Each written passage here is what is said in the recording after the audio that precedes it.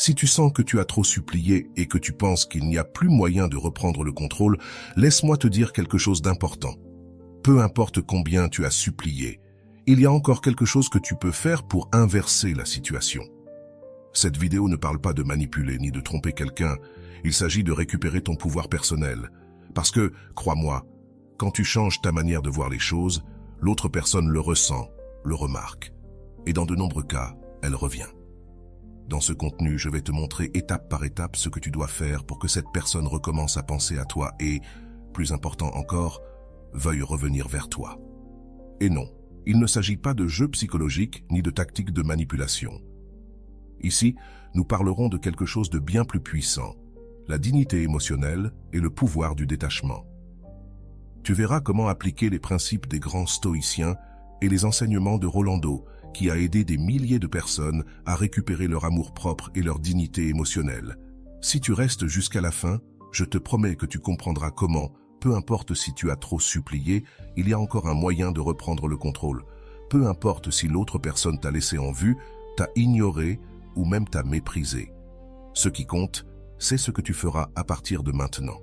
Ce que tu apprendras aujourd'hui te donnera la clarté nécessaire pour récupérer ta dignité, ta paix mentale et ton pouvoir personnel. Mais de plus, tu verras comment, lorsque tu changes, l'autre personne le perçoit immédiatement. Soudainement, l'attention que tu recherchais tant de sa part se renverse, et c'est cette personne qui commence à penser à toi. Ce n'est pas de la magie, c'est du contrôle émotionnel. Quand tu contrôles ton esprit, tu contrôles ton monde. Et aujourd'hui, tu apprendras à le faire. T'es-tu déjà demandé pourquoi, quand tu poursuis quelqu'un, cette personne s'éloigne de plus en plus? La réponse se trouve dans l'une des lois émotionnelles les plus puissantes qui existent. La loi de la rareté émotionnelle. Plus tu es disponible, moins tu as de valeur. Mais quand tu deviens rare ou difficile à obtenir, l'esprit de l'autre personne ne peut s'empêcher de le remarquer. Ce principe n'est pas nouveau, les grands stoïciens l'ont enseigné il y a des siècles. Épictète disait « Ce n'est pas l'objet qui a de la valeur, c'est la perception qu'on en a ». Et voici la clé. Tu n'as pas à devenir quelqu'un qui fait semblant d'être précieux, tu dois devenir quelqu'un qui se sait précieux. La perception que tu as de toi-même se projette sur les autres. Quand tu penses que tu ne vaux rien, tu agis par besoin.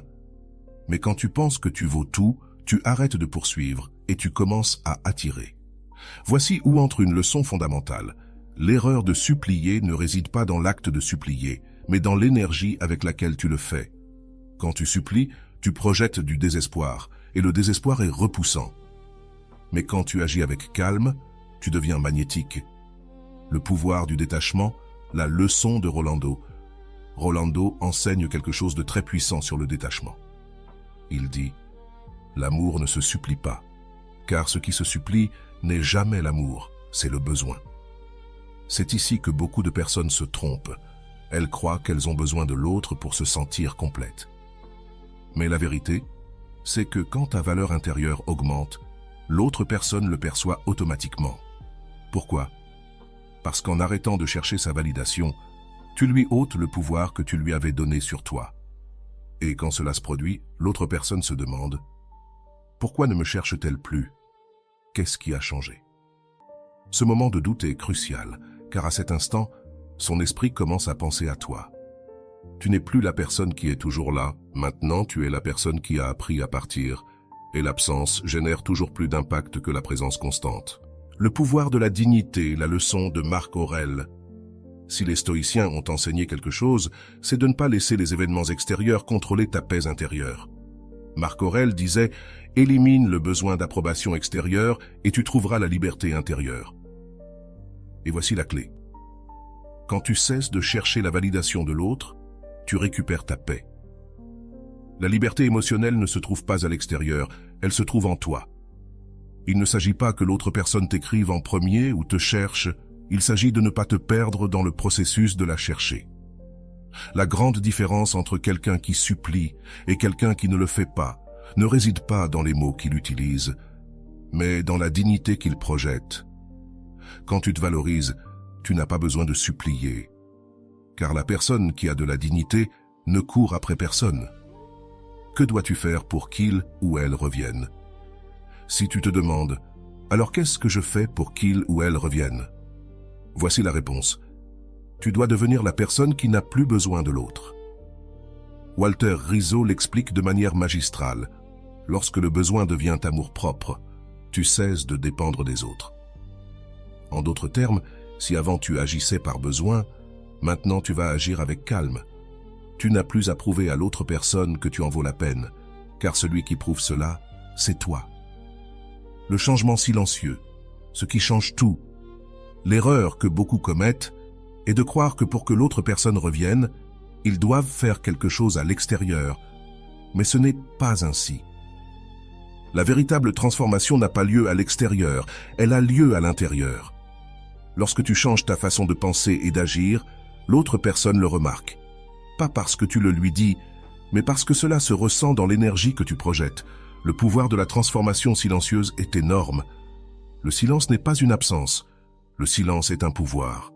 Rolando dit « Ne dis à personne que tu es en train de changer, change simplement et le monde s'en rendra compte. » Ce n'est que si tu t'absentes de manière stratégique, non pour punir, mais pour récupérer ta paix, ta présence devient plus forte.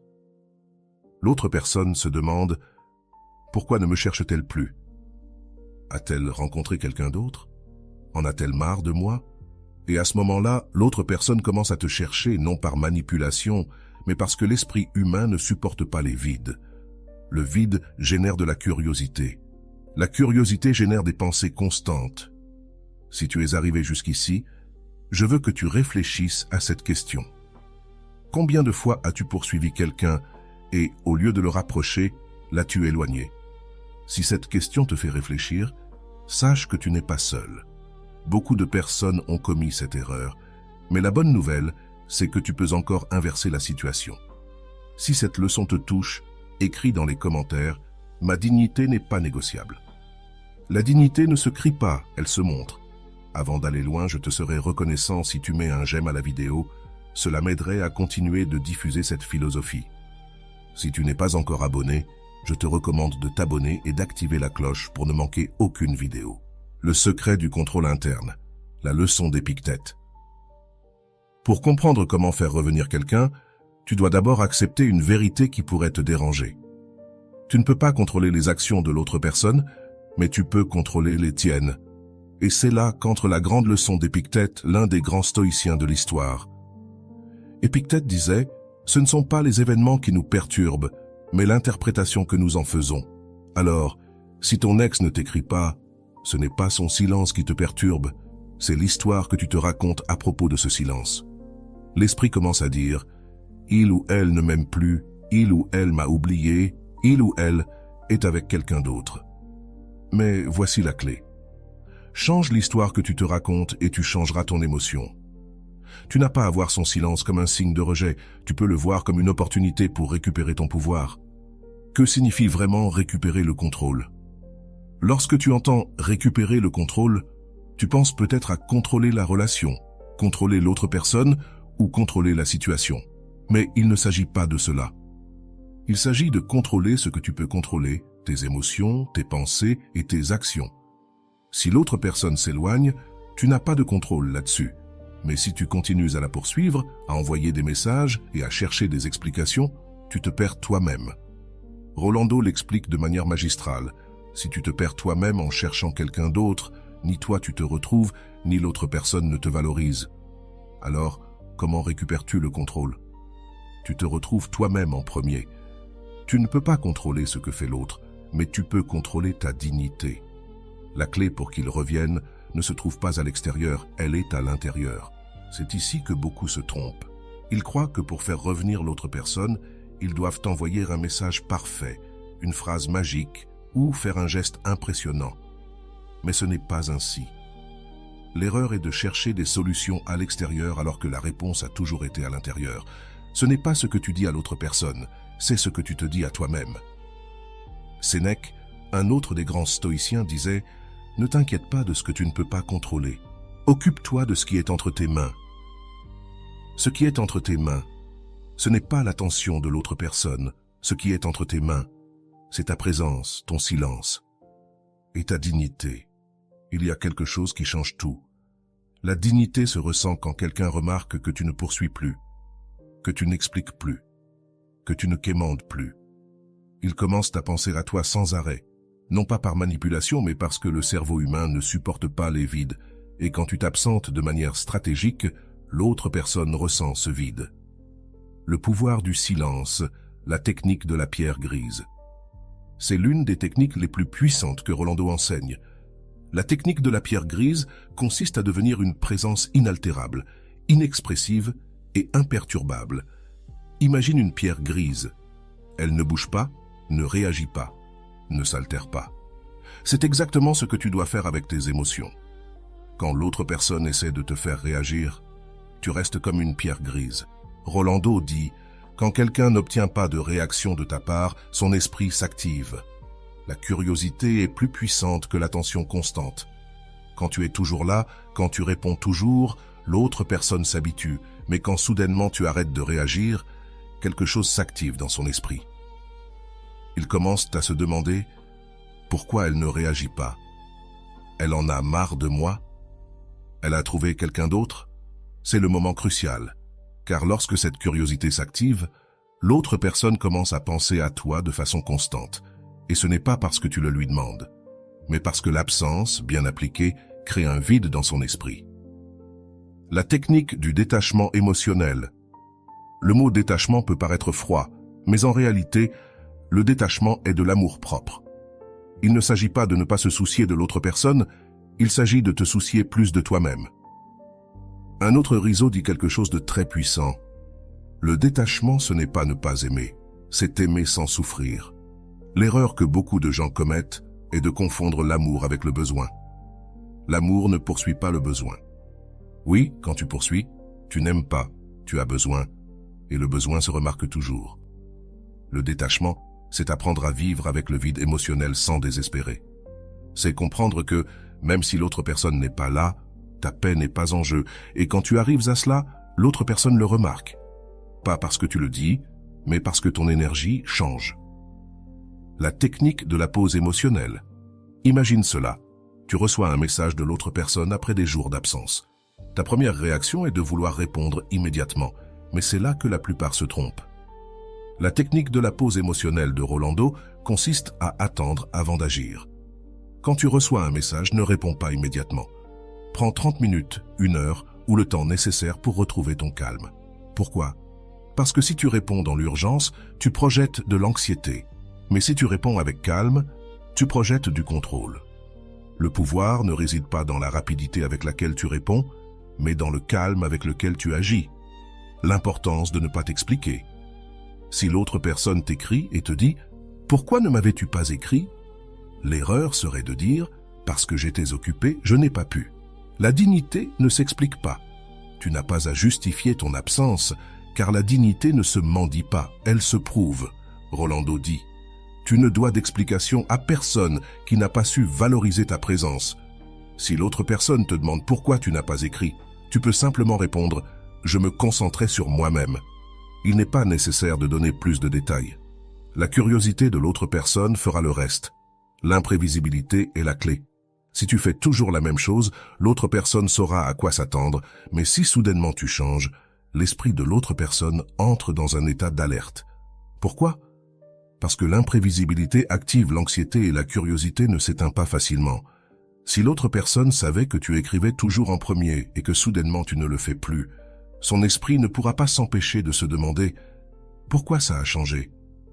Que fait-elle » Et lorsque ces questions sont activées, il commence à penser à toi sans arrêt. Que feras-tu maintenant? Si tu t'es rendu compte que tu poursuivais quelqu'un, je veux que tu saches que tu n'es pas seul. Nous avons tous été là. Mais la bonne nouvelle, c'est que tu peux encore changer la dynamique. Ne manque pas la prochaine partie, car je vais te raconter l'histoire de quelqu'un qui a appliqué tout cela dans sa vie réelle. Cette histoire pourrait être celle dont tu as besoin pour comprendre comment appliquer chaque leçon. Ce qui suit pourrait changer ta vie. 1. Le principe stoïque de la perception. Ce n'est pas ce qui se passe, mais comment tu l'interprètes.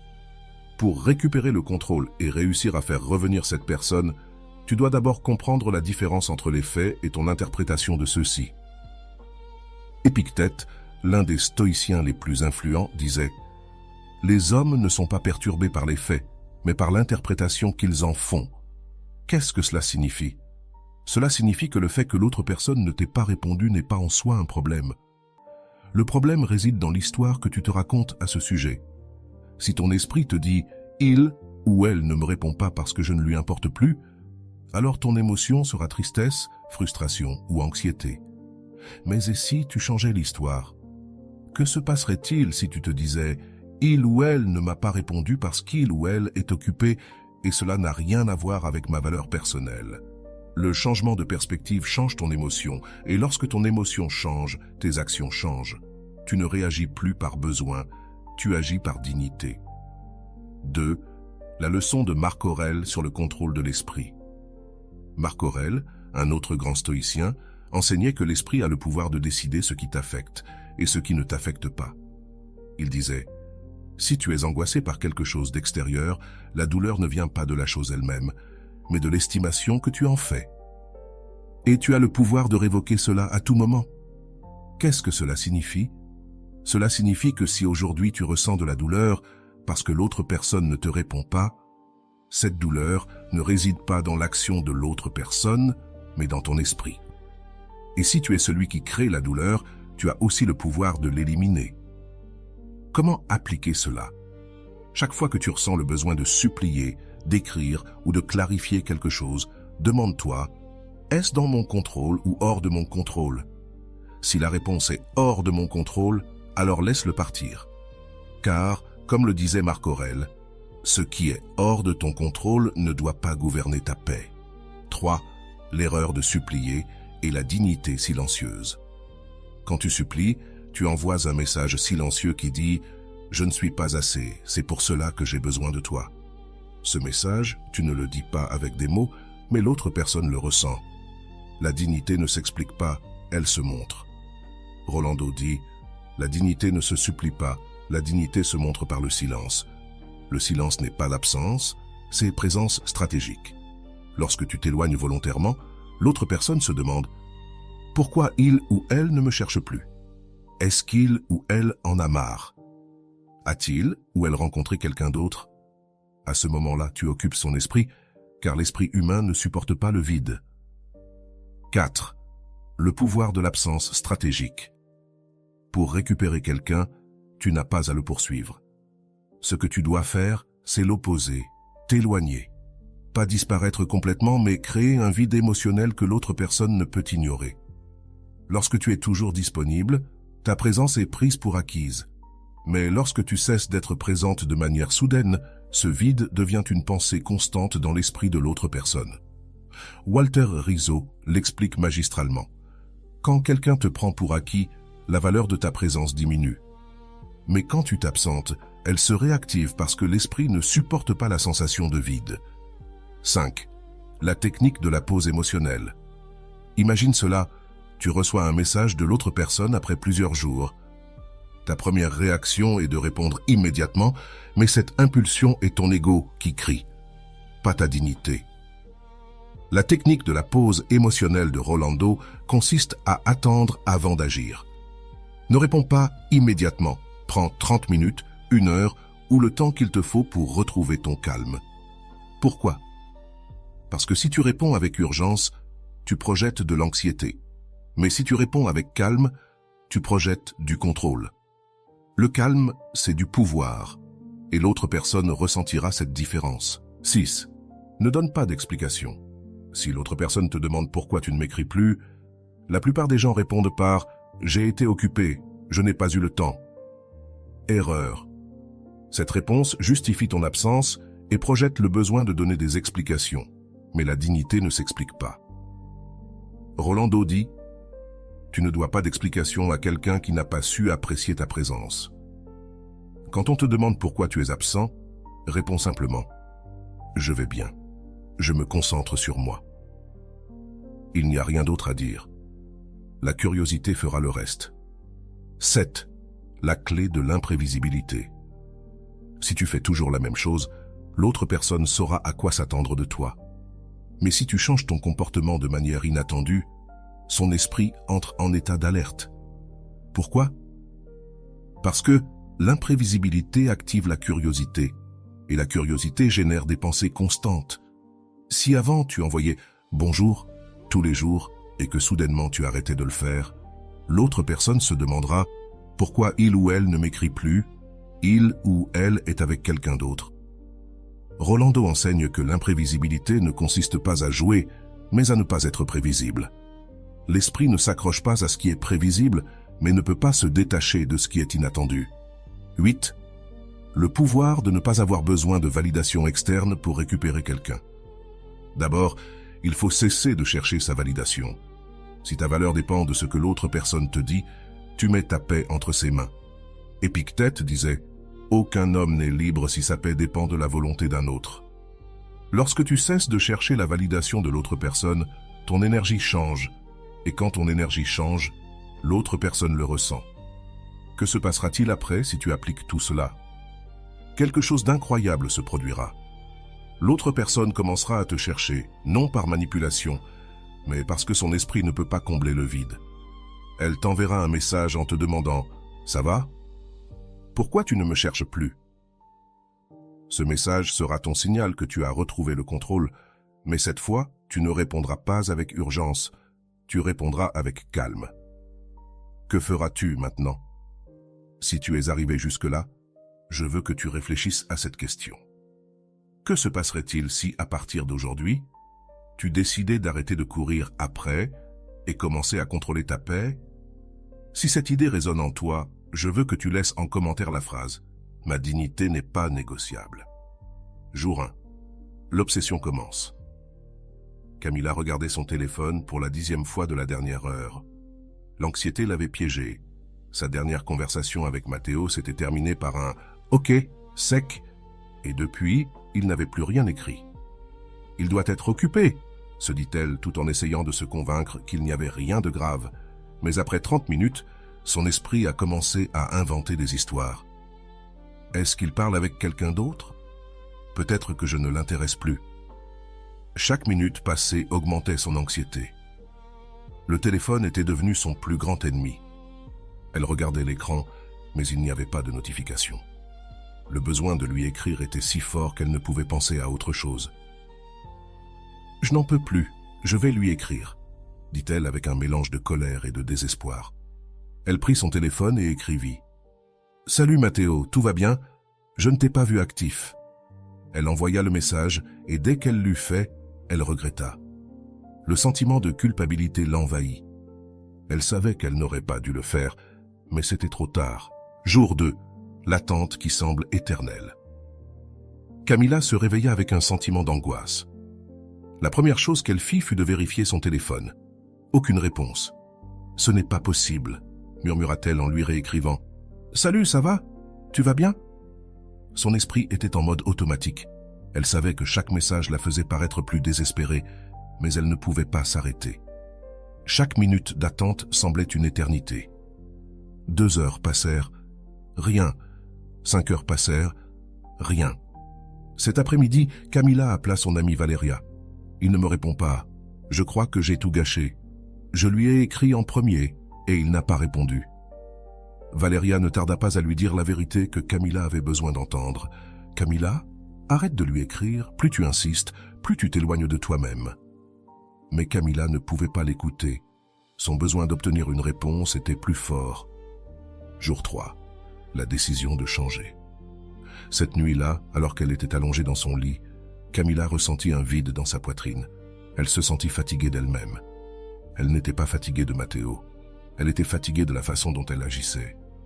Elle se souvint des mots de son amie Valeria.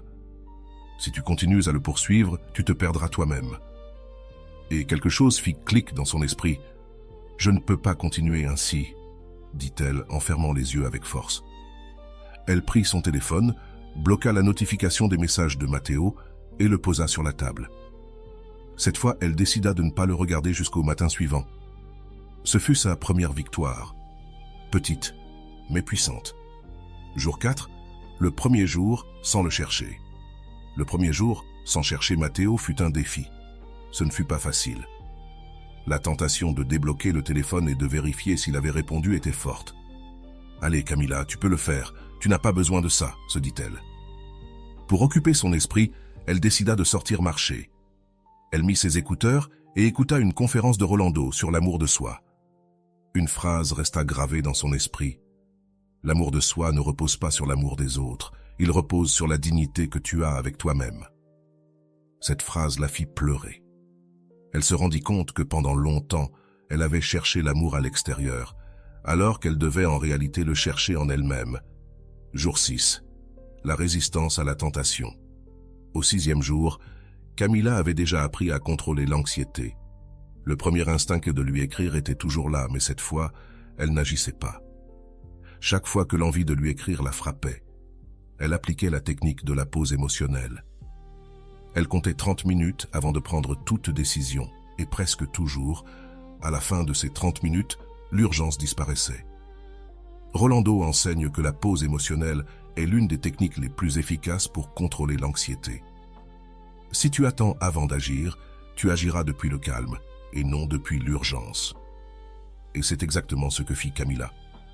Elle n'était plus une femme qui réagissait impulsivement, maintenant elle était une femme qui décidait depuis le calme. Jour 8, l'absence commence à se faire sentir. Tandis que Camilla retrouvait son calme, quelque chose commença à se passer de l'autre côté. Matteo commença à remarquer son absence. À 21h17, le téléphone de Camilla vibre. C'était Matteo. « Salut, tout va bien ?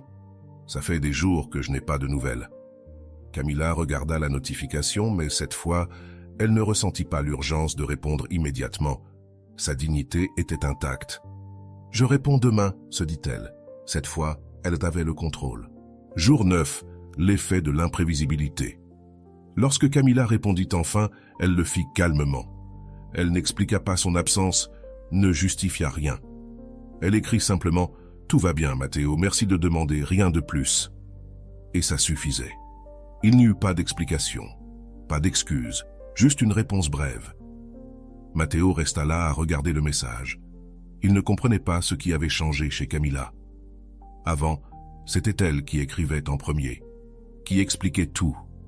Mais maintenant, c'était la femme qui n'avait pas besoin de donner d'explication, et cette différence se fit ressentir.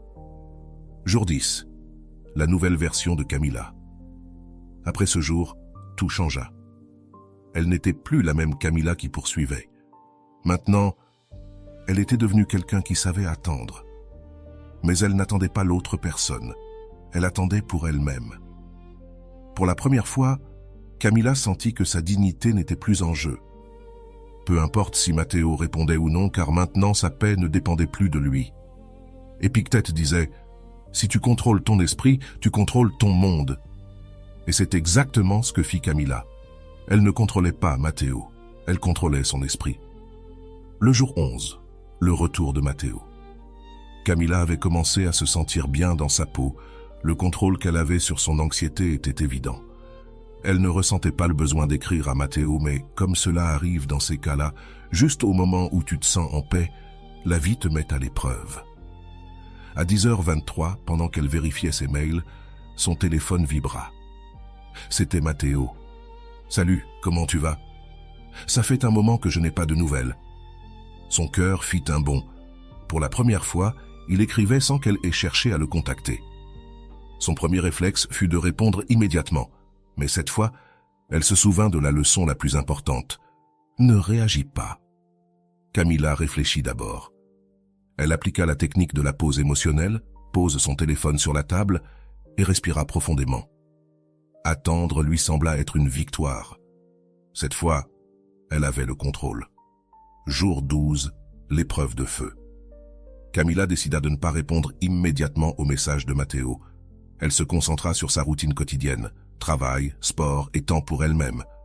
Mais son esprit ne lui facilita pas les choses. Chaque fois qu'elle voyait son téléphone, la tentation était là. Et si plus jamais il ne m'écrivait? Et s'il m'oublie? Mais cette fois, Camilla était différente.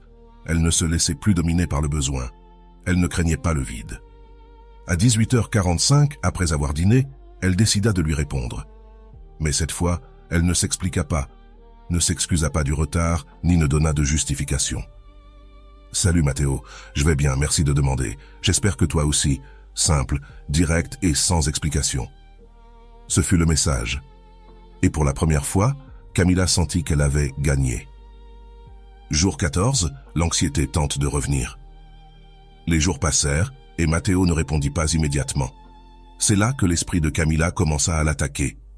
Sa voix intérieure lui disait « Tu vois, tu aurais dû répondre plus tôt, tu l'as perdu, cette fois il ne reviendra pas. » Cette bataille intérieure est la plus difficile de toutes, car l'anxiété ne part pas définitivement.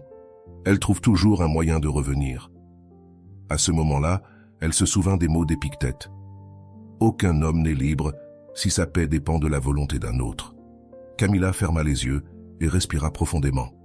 Elle comprit que sa paix ne pouvait pas dépendre du fait que Matteo réponde ou non. Elle ne se perdrait pas elle-même simplement parce qu'il mettait du temps à répondre. Ce soir-là, elle écrivit dans son journal « Je ne peux pas contrôler ce qu'il fait, mais je peux contrôler ce que je ressens. Aujourd'hui, je choisis ma paix. » Jour 16, le message inattendu. À 15h17, pendant que Camilla était en réunion de travail, son téléphone vibra. C'était Matteo. « Pourquoi t'es si disparue? Avant, tu étais plus attentive. » Camilla sourit. Elle ne ressentit plus le besoin de se justifier. Elle aurait pu dire « Désolé, j'ai été occupée. » Mais cette fois, c'était différent. Sa réponse fut brève, directe et pleine de dignité. « Je me suis concentré sur moi. » Elle n'expliqua pas davantage, ne justifia rien. La dignité ne s'explique pas, elle se montre. Jour 17, l'épreuve de la curiosité. Après son dernier message, Matteo ne répondit pas immédiatement. Mais cette fois, Camilla ne ressentait pas d'anxiété. Elle avait compris que sa paix ne se négociait pas. Le lendemain matin, pendant qu'elle prenait son café, son téléphone vibra à nouveau. C'était Matteo. « Encore toi? Et sur quoi tu te concentres autant? Raconte-moi. » Camilla sourit. Elle savait ce qui se passait. Son absence avait éveillé la curiosité dans l'esprit de Matteo. La technique de la pierre grise fonctionnait. Rolando enseigne cette technique avec une phrase puissante. Quand tu ne donnes pas toutes les informations, l'esprit de l'autre se remplit de questions et les questions te ramènent toujours dans l'esprit de l'autre personne. Cette fois, Camilla décida d'appliquer cette technique au maximum en moi, Matteo, et elle n'a rien dit de plus. Le 18. Le silence stratégique. Camilla a décidé d'appliquer le silence. Elle n'a pas écrit, n'a pas répondu immédiatement et surtout n'a pas réagi. Pourquoi? Parce qu'elle a compris quelque chose de très important. Le silence n'est pas une absence, c'est une présence stratégique. Un autre risque dit que l'esprit ne supporte pas le vide. Quand quelque chose reste incomplet, l'esprit le remplit de pensées, et c'est exactement ce qui a commencé à se passer avec Matteo. Le vin, la dignité ne se négocie pas. Matteo a écrit à nouveau, cette fois-ci, il a été direct. « Tu me rends confus, avant tu étais différente, qu'est-ce qui t'arrive ?» Camilla a su qu'elle avait gagné, il commençait à remarquer le changement. Elle n'était plus la même femme qu'il poursuivait, maintenant elle était la femme qui contrôlait sa dignité. Elle a décidé de ne pas répondre immédiatement, elle a attendu 2 heures avant d'écrire. Les gens grandissent, Matteo, c'est tout. Elle n'a pas dit plus. La dignité ne s'explique pas. Le 22, le changement complet. Maintenant, Camilla se sentait libre. Elle n'attendait plus la réponse de Matteo pour se sentir bien. Elle avait repris le contrôle de sa paix. Elle s'est regardée dans le miroir et s'est dit à elle-même « Je ne me perdrai plus jamais ». Déjà, Épictète disait « Si tu contrôles ton esprit, tu contrôles ton monde ». Et c'est exactement ce que Camilla a fait. Elle n'avait plus peur du vide parce qu'elle a compris que le vide ne se remplit pas avec une autre personne, il se remplit avec de l'amour-propre. Le 24, la décision finale. Le message de Matteo est arrivé à 20h45. « Je veux te voir, on peut parler, tu me manques. » Le message qui aurait été son rêve avant, maintenant c'était juste une option parce que Camilla n'avait plus besoin de sa validation. Elle a pris son temps pour réfléchir, n'a pas couru pour répondre. Pour la première fois, Camilla savait que sa paix passait avant tout. Si cette histoire t'a fait écho, je veux que tu réfléchisses à cette question. Combien de fois as-tu cherché la validation d'une autre personne pour te sentir précieux? Si tu te reconnais dans Camilla, je veux que tu saches que tu n'es pas seul. Nous avons tous été là, mais la bonne nouvelle, c'est que tu peux changer la dynamique. Le 25, la tentation de revenir. Le message de Matteo restait à l'écran. Je veux te voir, on peut parler, tu me manques. Camilla l'a regardé quelques secondes, puis a posé le téléphone face contre table. Il n'y avait pas de hâte, pas d'urgence. Pour la première fois, elle n'a pas ressenti l'impulsion de répondre immédiatement. Cette fois, elle était en contrôle. Elle s'est levée, a préparé une tasse de thé et s'est assise sur la terrasse de sa maison. Le silence de la nuit l'accompagnait. Avant, ce silence l'aurait effrayée, mais maintenant c'était différent. Ce silence était la paix. « Je n'ai pas besoin de courir pour prouver quoi que ce soit », se dit-elle en respirant profondément. Elle se souvient de la phrase de Rolando. « Quand tu réponds depuis le calme, tu ne perds pas ton pouvoir, mais quand tu réagis depuis l'urgence, tu es un prisonnier de tes émotions. » Camilla a décidé d'attendre jusqu'au matin suivant pour répondre. Cette nuit-là, elle a dormi paisiblement. Le 26, la réponse depuis la dignité. À 10h45 le matin, après son petit déjeuner, Camilla a décidé de répondre à Matteo. Mais cette fois, elle ne l'a pas fait par besoin, elle l'a fait depuis le calme. Elle a pris son téléphone et a écrit « Salut Matteo, bien sûr, mais à propos de quoi ?» Son message n'était pas une acceptation automatique, c'était une question. Et les questions ont du pouvoir. Quand tu poses une question, tu laisses la responsabilité du prochain mouvement à l'autre personne. Matteo a répondu rapidement « Je veux te voir, tu me manques, c'est tout. » Camilla a souri. Ce n'était pas un sourire de victoire sur lui, c'était un sourire de victoire sur elle-même. Avant, elle aurait accepté sans réfléchir, mais maintenant sa paix passait avant tout. « Je vais réfléchir. » Il n'y avait pas besoin de s'expliquer. Elle ne cherchait plus de validation, elle montrait simplement sa dignité. Le 20e, la confusion de Matteo. Le changement de Camilla commençait à affecter Matteo. Il ne comprenait plus ce qui se passait. Avant, Camilla était toujours disponible. Elle cherchait toujours. Elle expliquait toujours. Mais maintenant, ce n'était plus le cas. Pendant ce temps, Camilla poursuivait sa routine. Elle alla au gymnase, déjeuna avec son amie Valeria et ne mentionna pas Matteo une seule fois au cours de la conversation. « Te vois-tu différente, Camilla ? On dirait qu'il y a quelque chose de changé en toi, » dit Valeria en prenant un café. « Ce qui a changé, c'est que j'ai arrêté de courir après, » répondit Camilla avec un sourire. Valeria sourit et trinqua avec sa tasse de café. « Ça, ami, c'est la véritable victoire. Le 28, la preuve finale. » Cette nuit-là, Matteo écrivit à nouveau « Je veux te voir, Camilla, s'il te plaît. » Mais cela ne passa pas inaperçu. La balance s'était inversée. Maintenant, c'était Matteo qui demandait, qui cherchait, qui attendait. Camilla s'assit sur son lit, prit son journal et écrivit « Aujourd'hui, je me sens en contrôle. Je n'ai besoin de courir après personne. Je n'ai pas de précipitation, car la paix n'a pas de précipitation. » Cette fois, elle prit 1 heure avant de répondre. Le calme était sa meilleure réponse, pensa-t-elle. Je comprends, Matteo, je vais voir si je peux. Je te tiendrai au courant. Ce n'était pas une acceptation directe. Elle laissait la porte entr'ouverte, mais pas complètement. Cette fois, la décision lui appartenait, pas à lui. Le 30, la décision de Camilla. Camilla se leva avec une clarté qu'elle n'avait jamais ressentie. Elle n'était plus la même femme qui priait pour quelque chose. Un changement profond s'était opéré en elle, et sa paix n'était plus en jeu. Matteo n'était plus la source de son bonheur. Ce matin-là, en buvant son café, elle relut une phrase de son journal écrite quelques jours plus tôt. « Il ne s'agit pas de le faire revenir, il s'agit de ne pas me perdre pendant que j'attends. » Cette phrase se grava dans son esprit. Ce n'était pas de Matteo qu'il s'agissait, c'était d'elle. Le 31, la rencontre face à face. Camilla décide de voir Matteo. Mais cette fois, ce ne fut pas une décision impulsive, mais un choix réfléchi. Ils se rencontrent dans un café. Lorsque Matteo arrive, il la regarda différemment. Ce n'était pas la même Camilla qu'il se souvenait. Cette femme était calme, sûre d'elle, et son énergie disait tout. « Tu es bien, Camilla », dit Matteo avec un sourire nerveux. « Merci, je me sens bien », répondit-elle avec un sourire apaisant. Pendant la conversation, Matteo tenta de reprendre le contrôle.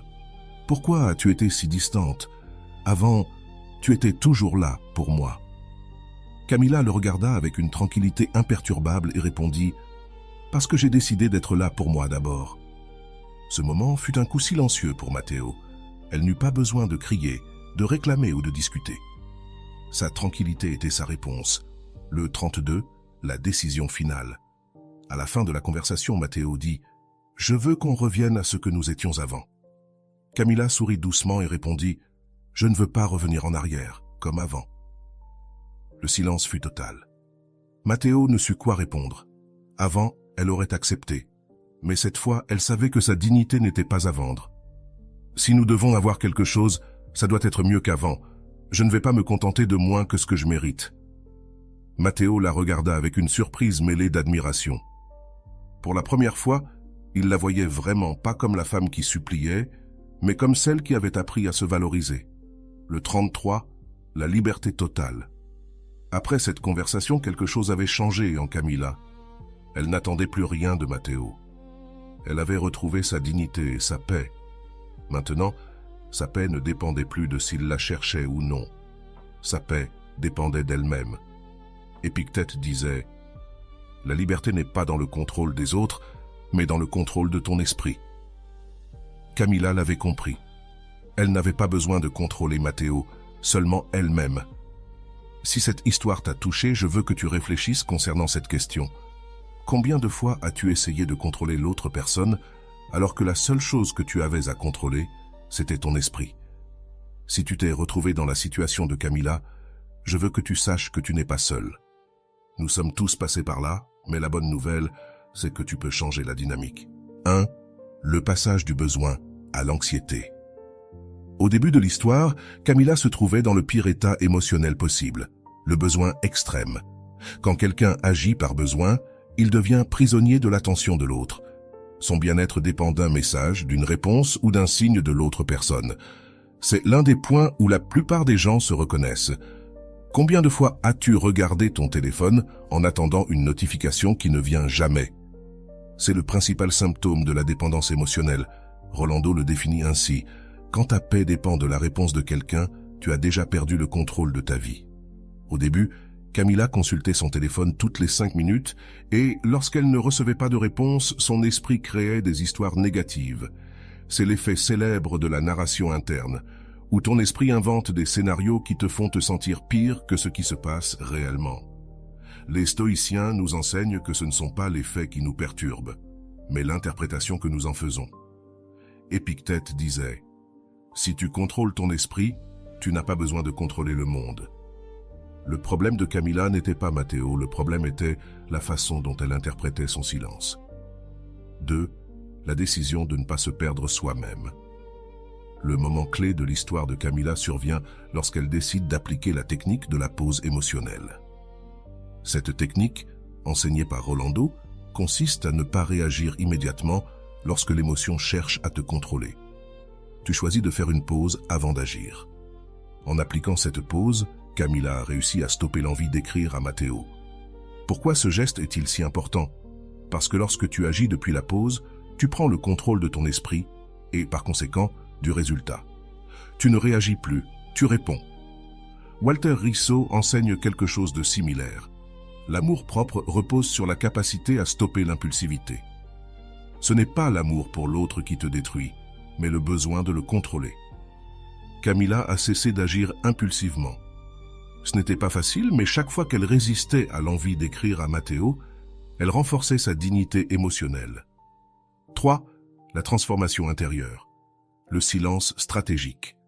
Le moment où Camilla commence à appliquer le silence stratégique est celui où l'histoire prend un tournant complet. Cette technique repose sur l'enseignement de Rolando. Le silence n'est pas de l'absence, le silence est une présence stratégique. L'erreur que font la plupart des gens est de croire que, pour que quelqu'un pense à toi, tu dois lui parler, le chercher, insister. Mais la réalité est l'inverse. Quand tu deviens moins prévisible et plus rare, l'esprit de l'autre personne entre en état d'alerte. Le cerveau humain ne supporte pas le vide, et quand Camilla s'est éloignée de la vie de Matteo, son esprit a commencé à combler ce vide avec des pensées. C'est ici qu'applique le principe de l'effet Zeigarnik, qui stipule que le cerveau a tendance à mieux se souvenir des tâches inachevées. Quand quelqu'un est habitué à ce que tu le cherches tout le temps et que tu arrêtes, Son cerveau reste avec cette tâche incomplète et ne peut pas s'empêcher de penser à toi. Camilla est devenue la tâche incomplète dans l'esprit de Matteo. 4. L'épreuve finale. Le retour de Matteo. Voici l'une des parties les plus importantes de l'analyse. Quand l'autre personne revient, la plupart des gens commettent une erreur fatale. Ils retombent dans la dynamique d'avant. Si Camilla avait accepté immédiatement la proposition de Matteo, elle aurait tout perdu de ce qu'elle avait gagné. Mais cette fois, ce ne fut pas le cas. Elle n'a pas réagi, elle a répondu depuis le calme. La réponse de Camilla a été parfaite. Je vais y réfléchir, et je te tiens au courant. Quel message envoie cette phrase? Je n'ai pas peur de toi, je ne suis pas désespéré de te voir, ma dignité passe avant tout. Cette réponse donne du pouvoir à Camilla et déstabilise l'esprit de Matteo. Il n'est plus en contrôle, et lorsque l'autre personne sent qu'elle a perdu le contrôle, sa curiosité s'active et son attention augmente. 5. L'épreuve de la dignité. La rencontre face à face. C'est le moment de plus grande tension de l'histoire. Camilla et Matteo se retrouvent face à face. C'est à ce moment que beaucoup de gens perdent leur calme, mais Camilla est restée ferme. Le moment le plus puissant de la conversation survient quand Matteo lui dit « Pourquoi as-tu changé? Avant, tu étais différente. » Ce commentaire montre que Matteo avait remarqué la différence. Il ne se trouvait plus devant la Camilla qu'il connaissait, mais face à une version d'elle qu'il ne comprenait pas, la réponse de Camilla fut simple mais percutante. « Parce que j'ai décidé de me mettre en priorité. » Cette phrase a du pouvoir. Elle n'a pas expliqué, ne s'est pas justifiée, elle s'est montrée. Et c'est ici que Marc Aurèle nous enseigne l'importance de la dignité. Il disait « Le pouvoir de ta vie réside dans le fait d'agir selon tes principes et non selon les attentes des autres. » Camilla n'a pas agi pour plaire à Matteo, elle a agi pour ne pas se trahir elle-même. 6. La décision finale, choisir la paix plutôt que l'urgence. Lorsque Matteo lui dit « Je veux que l'on revienne à ce que c'était avant », Camilla répond « Je ne veux pas revenir à ce que c'était avant. » Cette phrase est l'expression maximale de l'amour propre. Avant, Camilla avait dit oui sans réfléchir, mais maintenant sa dignité était en jeu. Cette réponse montre que sa paix a plus de valeur que la compagnie de Matteo.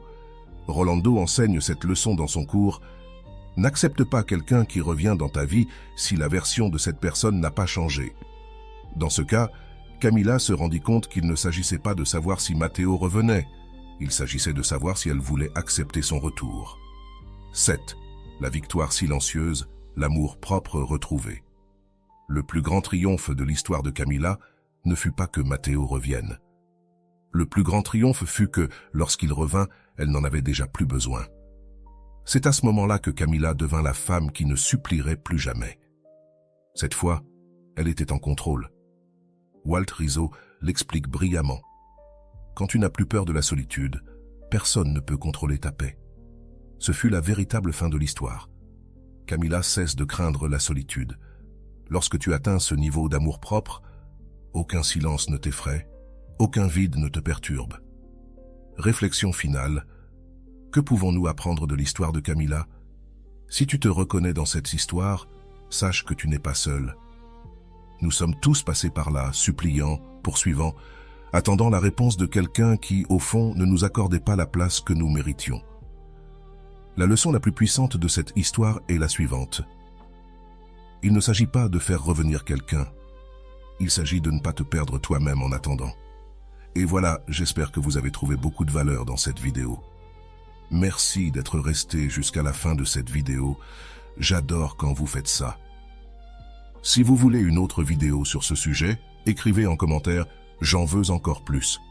J'espère vous revoir dans une autre vidéo.